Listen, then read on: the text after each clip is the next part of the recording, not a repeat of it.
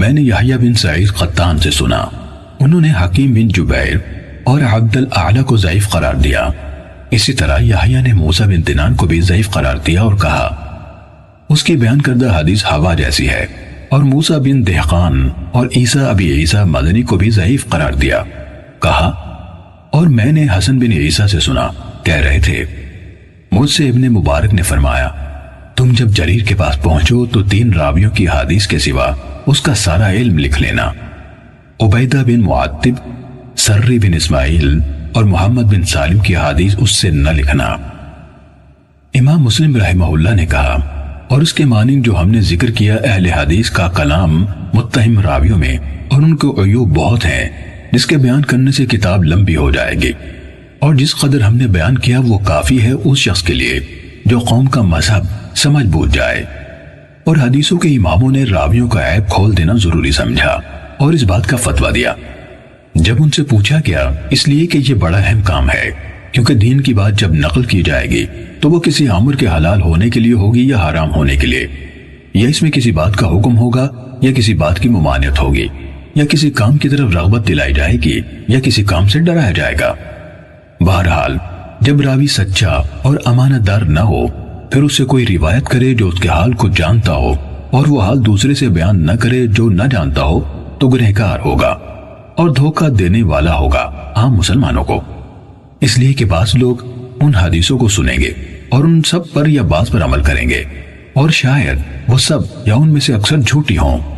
اور بعض نسخوں میں یہ ہے کہ ان میں کم یا بہت جھوٹی ہوں جن کی اصل نہ ہو، حالانکہ صحیح حدیثیں ثقہ لوگوں کی اور جن کی روایت پر قناعت ہو سکتی ہے کیا کم ہے کہ بے اعتبار اور جن کی روایت پر قناعت نہیں ہو سکتی ان کی روایتوں کی احتیاج پڑے۔ اور میں سمجھتا ہوں کہ جن لوگوں نے اس قسم کی ضعیف حدیثیں اور مجہول سندیں نقل کی ہیں اور ان میں مصروف ہیں اور وہ جانتے ہیں ان کے ضعف کو، تو ان کی غرض یہ ہے کہ عوام کے نزدیک اپنا کثرت علم ثابت کریں، اور اس لیے کہ لوگ کہیں سبحان اللہ، فلاں شخص نے کتنی زیادہ حدیثیں جمع کی ہیں،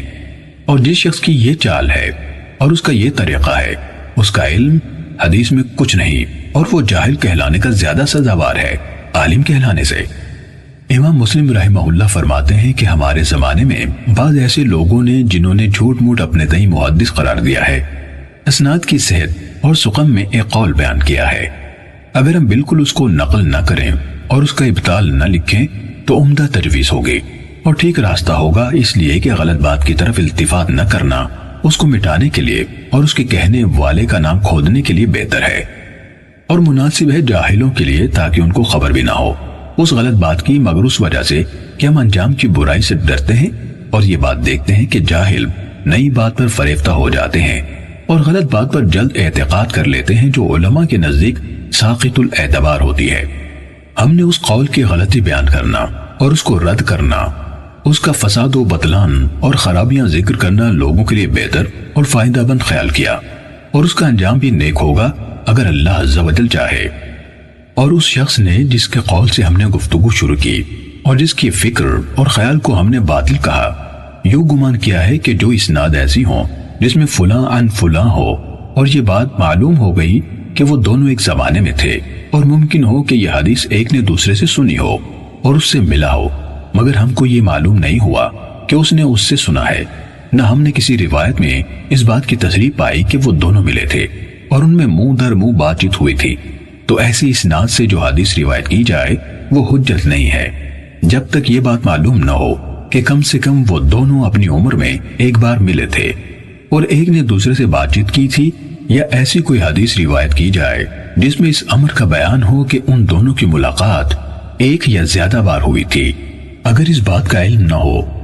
اور نہ کوئی حدیث ایسی روایت کی جائے جس سے ملاقات اور سماع کا ثبوت ہو، تو ایسی حدیث نقل کرنا جس سے ملاقات کا علم نہ ہو ایسی حالت میں حجت نہیں ہے، اور وہ حدیث موقوف رہے گی یہاں تک کہ ان دونوں کا سماع تھوڑا یا بہت دوسری روایت سے معلوم ہو۔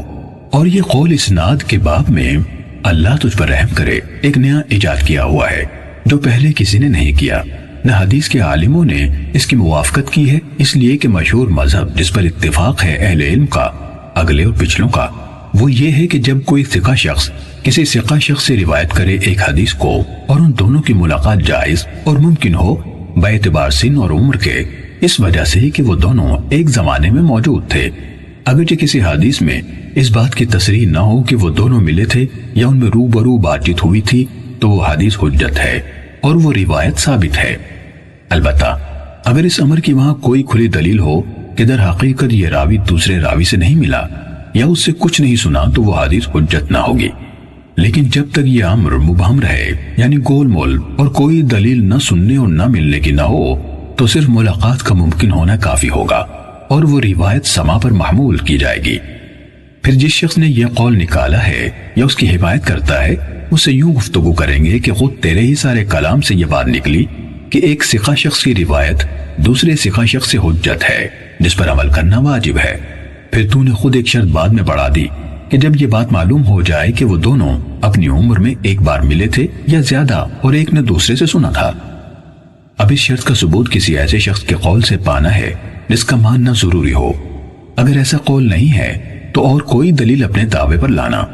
اگر وہ یہ کہے کہ اس باب میں سلف کا قول ہے، یعنی اس شرط کے ثبوت کے لیے، تو کہا جائے گا کہاں ہے؟ لا، پھر نہ اس کو کوئی قول ملے گا اور نہ کسی اور کو۔ اور اگر وہ اور کوئی دلیل قائم کرنا چاہے تو پوچھیں گے وہ دلیل کیا ہے؟ پھر اگر وہ شخص یہ کہے میں نے یہ مذہب اس لیے اختیار کیا ہے کہ میں نے حدیث کے تمام اگلے اور پچھلے راویوں کو دیکھا کہ ایک دوسرے سے حدیث روایت کرتے ہیں، حالانکہ اس ایک نے دوسرے کو دیکھا ہے نہ اس سے سنا، تو جب میں نے دیکھا کہ انہوں نے جائز رکھا ہے مرسل کو روایت کرنا بغیر سما کے، اور مرسل روایت ہمارے اور علم والوں کے نزدیک حجت نہیں ہے، تو احتیاج پڑی مجھ کو راوی کے سما دیکھنے کی جس کو وہ روایت کرتا ہے دوسرے سے۔ پھر اگر مجھے کہیں ذرا بھی ثابت ہو گیا کہ اس نے سنا ہے دوسرے راوی سے، تو اس کی تمام روایتیں اس سے درست ہو گئیں۔ اگر بالکل مجھے معلوم نہ ہوا کہ اس نے اس سے سنا ہے، تو میں روایت کو موقوف رکھوں گا اور میرے نزدیک وہ روایت حجت نہ ہوگی، اس لیے کہ ممکن ہے اس کا مرسل ہونا، یعنی دلیل ہوئی مخالف کی۔ اب اس کا جواب آگے مذکور ہوتا ہے، تو اس سے کہا جائے گا اگر تیرے نزدیک حدیث کو ضعیف کرنے کی اور اس کو حجت نہ سمجھنے کی علت صرف ارسال کا ممکن ہونا ہے، جیسے اس نے خود کہا کہ جب سماع ثابت نہ ہو تو وہ روایت حجت نہ ہوگی کیونکہ ممکن ہے اس کا مرسل ہونا، تو لازم آتا ہے کہ تو کسی اسناد معینن کو نہ مانے جب تک اول سے لے کر آخر تک اس میں تصریح نہ ہو سماع کی، یعنی ہر راوی دوسرے سے یوں روایت کرے کہ میں نے اس سے سنا۔ مثلا جو حدیث ہم کو پہنچی ہشام کی روایت سے، اس نے اپنے باپ عروہ سے، اس نے سیدہ عائشہ رضی اللہ عنہا سے سنا ہے، جیسے ہم اس بات کو بالیقین جانتے ہیں کہ سیدہ عائشہ رضی اللہ عنہا نے رسول اللہ صلی اللہ علیہ وسلم سے سنا ہے، باوجود اس کے احتمال ہے کہ اگر کسی روایت میں ہشام یوں نہ کہے کہ میں نے عروہ سے سنا ہے یا عروہ نے مجھے خبر دی، بلکہ صرف عن عروہ کہے، تو ہشام اور عروہ کے بیچ میں ایک اور شخص ہو جس نے عروہ سے سن کر ہشام کو خبر دی ہو، اور خود ہشام نے اپنے باپ سے اس روایت کو نہ سنا ہو، لیکن ہشام نے اس کو مرسلاً روایت کرنا چاہا، اور جس کے ذریعے سے سنا اس کا ذکر مناسب نہ جانا۔ اور جیسے یہ احتمال ہشام اور عروہ کے بیچ میں ہے، ویسے ہی عروہ اور سیدہ عائشہ رضی اللہ عنہا کے بیچ میں ہو سکتا ہے۔ اسی طرح ہر ایک اسناد میں جس میں سماع کی تصریح نہیں، اگرچہ یہ بات معلوم ہو جائے کہ ایک نے دوسرے سے بہت سی روایتیں سنی ہیں، مگر یہ ہو سکتا ہے کہ بعض روایتیں اس سے نہ سنی ہوں بلکہ کسی اور کے ذریعے سے سن کر اس کو مرسلاً نقل کیا ہو، پر جس کے ذریعے سے سنا اس کا نام نہ لیا، اور کبھی اس اجماع کو رفع کرنے کے لیے اس کا نام بھی لے دیا اور ارسال کو ترک کیا۔ امام مسلم رحمہ اللہ فرماتے ہیں کہ یہ احتمال جو ہم نے بیان کیا صرف فرضی اور خیالی نہیں ہے، بلکہ موجود ہے حدیث میں اور جاری ہے بہت سے ثقہ محدثین کی روایتوں میں۔ ہم تھوڑی سی ایسی روایتیں بیان کرتے ہیں، اللہ چاہے تو ان سے دلیل پوری ہو جائے گی۔ بہت سی روایتوں پر پہلی روایت وہ ہے جو ایوب سختیانی اور ابن مبارک اور وکیع اور ابن نمیر اور ایک جماعت نے سوائے ان کے ہشام سے نقل کی۔ اس نے اپنے باپ عروہ سے، اس نے سیدہ عائشہ رضی اللہ عنہا سے کہ میں خوشبو لگاتی رسول اللہ صلی اللہ علیہ وسلم کے احرام کھولتے وقت اور احرام باندھتے وقت جو سب سے عمدہ مجھ کو ملتی۔ اسی روایت کو بعینی ہی لیث بن سعد اور داؤد عطار اور حمید بن اسود اور وحیب بن خالد اور ابو اسامہ نے ہشام سے روایت کیا۔ ہشام نے کہا خبر دی مجھ کو عثمان بن عروہ نے، اس نے عروہ سے، اس نے سیدہ عائشہ رضی اللہ عنہا سے، انہوں نے نبی صلی اللہ علیہ وسلم سے۔ دوسری روایت ہشام کی ہے اپنے باپ عروہ سے، اس نے عائشہ رضی اللہ عنہا سے کہ رسول اللہ صلی اللہ علیہ وسلم جب اعتکاف میں ہوتے تو اپنا سر میری طرف جھکا دیتے، میں آپ کے سر میں کنگھی کر دیتی حالانکہ میں حائضہ ہوتی۔ اسی روایت کو بعینی ہی امام مالک رحمہ اللہ نے زہری سے روایت کیا ہے، اس نے عروہ سے، اس نے امرہ سے، اس نے عائشہ رضی اللہ عنہا سے، انہوں نے رسول اللہ صلی اللہ علیہ وسلم سے۔ تیسری روایت وہ ہے جو زہری اور صالح بن ابی حسان نے ابو سلمہ سے نقل کیا، اس نے سیدہ عائشہ رضی اللہ عنہا سے کہ رسول اللہ صلی اللہ علیہ وسلم بوسہ لیتے تھے اور آپ روزے دار ہوتے۔ یحییٰ بن ابی کثیر نے اس بوسے کی حدیث کو یوں روایت کیا، خبر دی مجھے ابو سلمہ بن عبد الرحمن نے، ان کو خبر دی عمر بن عبد العزیز نے، ان کو خبر دی عروہ نے، ان کو عائشہ صدیقہ رضی اللہ عنہا نے کہ رسول اللہ صلی اللہ علیہ وسلم ان کا بوسہ لیتے اور آپ روزے دار ہوتے۔ چوتھی روایت وہ ہے جو سفیان بن عیینہ وغیرہ نے عمر بن دینار سے کی، انہوں نے جابر رضی اللہ عنہ سے کہ رسول اللہ صلی اللہ علیہ وسلم نے ہم کو کھلایا گھوڑوں کا گوشت اور منع کیا پالتو گدھوں کے گوشت سے۔ اسی حدیث کو روایت کیا حماد بن زید نے عمر سے، انہوں نے محمد بن علی یعنی امام باقر سے، انہوں نے جابر سے، تو حماد بن زید نے عمر بن دینار اور جابر کے بیچ میں ایک واسطہ اور نقل کیا محمد بن علی کا جو پہلی اسناد میں نہیں۔ اور اسی قسم کی حدیثیں بہت ہیں جن کا شمار کثیر ہے، اور جتنی ہم نے بیان کی وہ سمجھنے والوں کے لیے کافی ہیں۔ پھر جب علت اس شخص کے نزدیک جس کا قول ہم نے اوپر بیان کیا حدیث کی خرابی اور توہین یہ ہوئی کہ ایک راوی کا سماع جب دوسرے راوی سے معلوم نہ ہو تو ارسال ممکن ہے، تو اس کے قول کے بھی موجب اس کو لازم آتا ہے ترک کرنا حجت کا ان روایتوں کے ساتھ جن کے راوی کا سماع دوسرے سے معلوم ہو چکا ہے۔ لیکن خاص اس روایت میں سماع کی تصریح نہیں، البتہ اس شخص کے نزدیک صرف وہی روایت حجت ہوگی جس میں سماع کی تصریح ہے، کیونکہ اوپر ہم بیان کر چکے ہیں کہ حدیث روایت کرنے والے اماموں کا حال مختلف ہوتا ہے، کبھی تو وہ ارسال کرتے اور جس سے انہوں نے سنا ہو اس کا نام نہیں لیتے، اور کبھی خوش ہوتے اور حدیث کی پوری اسناد جس طرح انہوں نے سنا ہے بیان کر دیتے، پھر اگر ان کو اتار ہوتا تو اتار بتلاتے اور جو چڑھاؤ ہوتا تو چڑھاؤ بتلاتے، جیسے ہم اوپر صاف بیان کر چکے ہیں۔ اور ہم نے سلف کے اماموں میں سے جو حدیث کو استعمال کرتے تھے اور اسناد کی صحت اور سقم کو دریافت کرتے تھے، جیسے ایوب سختیانی اور ابن عون اور مالک بن انس اور شعبہ بن حجاج اور یحییٰ بن سعید قطان اور عبد الرحمن بن مہدی، اور جو ان کے بعد ہیں، کسی کو نہیں سنا کہ وہ اسناد میں سماع کی تحقیق کرتے ہوں، جیسے یہ شخص دعویٰ کرتا ہے جس کا قول اوپر ہم نے بیان کیا۔ البتہ جنہوں نے ان میں سے راویوں کے سماع کی تحقیق کی ہے تو وہ ان راویوں کے جو مشہور ہیں تدلیس میں، اس وقت بے شک ایسے راویوں کے سماع سے بحث کرتے ہیں اور اس کی دریافت کرتے ہیں تاکہ ان سے تدلیس کا مرض دور ہو جائے، لیکن سماع کی تحقیق اس راوی میں جو مدلس نہ ہو جس طرح اس شخص نے بیان کیا، تو یہ ہم نے کسی امام سے نہیں سنا، ان اماموں میں سے جن کا ذکر ہم نے کیا اور جن کا نہیں کیا۔ اس قسم کی روایت میں سے عبداللہ بن یزید انصاری رضی اللہ عنہ کی روایت ہے جو خود صحابی ہیں، انہوں نے دیکھا ہے رسول اللہ صلی اللہ علیہ وسلم کو، اور روایت کی ہے حذیفہ بن یمان اور ابو مسعود یعنی عقبہ بن عامر انصاری بدری سے، ہر ایک سے ایک ایک حدیث کو جس کو انہوں نے سند کیا ہے رسول اللہ صلی اللہ علیہ وسلم تک، مگر ان روایتوں میں اس بات کی تصریح نہیں کہ عبداللہ بن یزید نے سنا ان دونوں سے یعنی حذیفہ اور ابو مسعود سے سنا، اور نہ کسی روایت میں ہم نے یہ بات پائی کہ عبداللہ، حذیفہ اور ابو مسعود رضی اللہ عنہم سے روبرو ملے اور ان سے کوئی حدیث سنی، اور نہ کہیں ہم نے پایا کہ عبداللہ نے ان دونوں کو دیکھا کسی خالص روایت میں، مگر چونکہ عبداللہ خود صحابی تھے اور اس کا سن اتنا تھا کہ ملاقات ان کے حذیفہ رضی اللہ عنہ اور ابو مسعود رضی اللہ عنہ سے ممکن ہے، اس لیے روایت ان کے ساتھ محمول ہے اتصال پر، تو صرف امکان ملاقات کافی ہوا، جیسے امام مسلم کا مذہب ہے، اور کسی علم والے سے نہیں سنا گیا، نہ اگلے لوگوں سے، نہ ان سے جن سے ہم ملے ہیں کہ انہوں نے تان کیا ہو ان دونوں حدیثوں میں جن کو عبداللہ نے روایت کیا حذیفہ اور ابی مسعود رضی اللہ عنہما سے کہ یہ ضعیف ہیں، بلکہ یہ حدیثیں اور جو ان کے مشابہ ہیں صحیح حدیثوں میں سے ہیں اور قوی ہیں ان اماموں کے نزدیک جن سے ہم ملے ہیں، اور وہ ان کا استعمال جائز رکھتے ہیں۔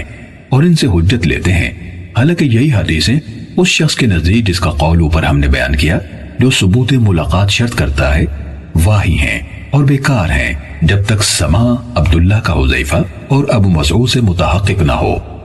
اور اگر ہم سب ایسی حدیثوں کو جو اہل علم کے نزدیک صحیح ہیں اور اس شخص کے نزدیک ضعیف ہیں بیان کریں تو ان کا ذکر کرتے کرتے ہم تھک جائیں گے۔ اس قدر کثرت سے ہیں، لیکن ہم چاہتے ہیں کہ تھوڑی ان میں سے بیان کریں تاکہ باقی کے لیے وہ نمونہ ہوں۔ ابو عثمان نہدی یعنی عبد الرحمن جو 130 برس کے ہو کر مرے، اور ابو رافع سائغ یعنی نقی مدنی، ان دونوں نے زمانہ جاہلیت کا پایا ہے، لیکن رسول اللہ صلی اللہ علیہ وسلم کی صحبت میسر نہ ہوئی۔ ایسے لوگوں کو محضرم کہتے ہیں، اور رسول اللہ صلی اللہ علیہ وسلم کے بڑے بڑے بدری صحابیوں سے ملے ہیں اور روایتیں کی ہیں۔ پھر ان سے ہٹ کر اور صحابہ سے، یہاں تک کہ ابو ہریرہ اور ابن عمر اور ان کے مانند صحابیوں سے، ان میں سے ہر ایک نے ایک حدیث ابی بن کعب سے روایت کی ہے۔ انہوں نے رسول اللہ صلی اللہ علیہ وسلم سے، حالانکہ کسی روایت سے یہ ثابت نہیں ہوئی کہ ان دونوں نے ابی بن کعب کو دیکھا یا ان سے کچھ سنا۔ اور ابو عمرو شیبانی یعنی سعد بن ایاس نے، جس نے جاہلیت کا زمانہ پایا ہے اور وہ رسول اللہ صلی اللہ علیہ وسلم کے زمانے میں جوان مرد تھا، اور ابو معمر عبداللہ بن سنحبرہ نے، ہر ایک نے ان میں سے دو دو حدیثیں ابو مسعود انصاری سے روایت کی۔ انہوں نے رسول اللہ صلی اللہ علیہ وسلم سے، اور عبید بن عمیر نے ام المومنین ام سلمہ رضی اللہ عنہا سے ایک حدیث روایت کی۔ انہوں نے رسول اللہ صلی اللہ علیہ وسلم سے، اور عبید پیدا ہوئے رسول اللہ صلی اللہ علیہ وسلم کے زمانے میں، اور قیس بن ابی حازم نے، جس نے رسول اللہ صلی اللہ علیہ وسلم کا زمانہ پایا ہے، ابو مسعود انصاری سے 3 حدیثیں روایت کی، اور عبد الرحمن بن ابی لیلہ نے، جس نے سیدنا عمر رضی اللہ عنہ سے سنا ہے اور سیدنا علی رضی اللہ عنہ کی صحبت میں رہا، ایک حدیث انس بن مالک رضی اللہ عنہ سے روایت کی، اور ربیعی بن حراش نے عمران بن حسین سے 2 حدیثیں روایت کی۔ انہوں نے رسول اللہ صلی اللہ علیہ وسلم سے، اور ربیعی نے سیدنا علی رضی اللہ عنہ سے سنا ہے اور ان سے روایت کی ہے، اور نافع بن جبیر بن مطعم نے ابو شریح خزاعی سے ایک حدیث روایت کی۔ انہوں نے رسول اللہ صلی اللہ علیہ وسلم سے، اور نعمان بن ابی عیاش نے ابو سعید خدری رضی اللہ عنہ سے 3 حدیثیں روایت کی۔ انہوں نے رسول اللہ صلی اللہ علیہ وسلم سے، اور عطا بن یزید لیثی نے تمیم داری سے ایک حدیث روایت کی۔ انہوں نے رسول اللہ صلی اللہ علیہ وسلم سے، اور سلیمان بن یسار نے رافع بن خدیج سے ایک حدیث روایت کی۔ انہوں نے رسول اللہ صلی اللہ علیہ وسلم سے، اور عبید بن عبد الرحمن حمیری نے ابو ہریرہ رضی اللہ عنہ سے کئی حدیثیں روایت کی۔ انہوں نے رسول اللہ صلی اللہ علیہ وسلم سے۔ پھر یہ سب تابعین رحمہ اللہ علیہم، جنہوں نے صحابہ رضی اللہ عنہم سے روایت کی ہے، جن کا ذکر ہم نے اوپر کیا، ان کا سماع ان صحابہ رضی اللہ عنہم سے کسی معین روایت میں معلوم نہیں ہوا، نہ ملاقات ہی ان صحابہ رضی اللہ عنہم کے ساتھ روایت سے ظاہر ہوئی، باوجود اس کے کہ یہ سب روایت حدیث اور روایت کے پہچاننے والوں کے نزدیک یعنی ائمہ حدیث کے نزدیک صحیح السند ہیں، اور ہم نہیں جانتے کہ کسی نے ان میں سے کسی روایت کو ضعیف کہا ہو یا اس میں سماع کی تلاش کی ہو، اس لیے کہ سماع ممکن ہے، اس کا انکار نہیں ہو سکتا، کیونکہ وہ دونوں ایک زمانے میں موجود تھے۔ اور یہ قول جس کو شخص نے نکالا ہے، جس کا بیان اوپر ہم نے کیا، حدیث کے ضعیف ہونے کے لیے اس علت کی وجہ سے مذکور ہوئی، اس لائق بھی نہیں کہ اس طرف التفات کریں یا اس کا ذکر کریں، اس لیے کہ یہ قول نیا نکالا ہوا ہے اور غلط اور فاسد ہے، کوئی اہل علم سلف میں سے اس کا قائل نہیں ہوا، اور جو لوگ سلف کے بعد گزرے انہوں نے اس کا انکار کیا تو اس سے اس کے رد کرنے کی حاجت نہیں، جب اس قول کی اور اس کے کہنے والے کی یہ وقت ہے جیسے بیان ہوئی، اور اللہ مدد کرنے والا ہے اس بات کو رد کرنے کے لیے جو عالموں کے مذہب کے خلاف ہے اور اسی پر بھروسہ ہے۔ تمام ہوا مقدمہ مسلم کا، اب شروع ہوتا ہے بیان ایمان کا، جو اصل ہے تمام اعمال کا، اور جس پر موقوف ہے نجات آخرت کے عذاب سے۔ صحیح مسلم حدیث نمبر 92۔